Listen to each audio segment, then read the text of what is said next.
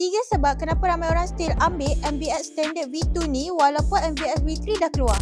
Dari segi design, kalau compare dengan MVX V3 yang baru, MVX V2 ni dia nampak lagi sporty, lagi garang, and depan dia tu tak mendada sangat. Color-color dekat MVX V2 ni lagi striky, lagi cantik. Dari segi engine yang ni dengan yang baru sama je, 155cc dengan ada sistem VVA, and dia mampu menghasilkan 15.4 horsepower.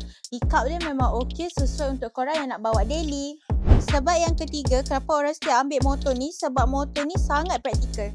Meter, dia still menggunakan meter digital biasa. Kalau nak compare dengan yang baru, yang ni dia macam ke dalam sikit, yang baru tu dia macam timbul. Tapi kira okey lah, nampak straightforward. Tangki minyak dia tak besar sangat, tak berkecil sangat, 5.5 liter. Nak guna daily okey je, tapi seminggu sekali kena isi minyak.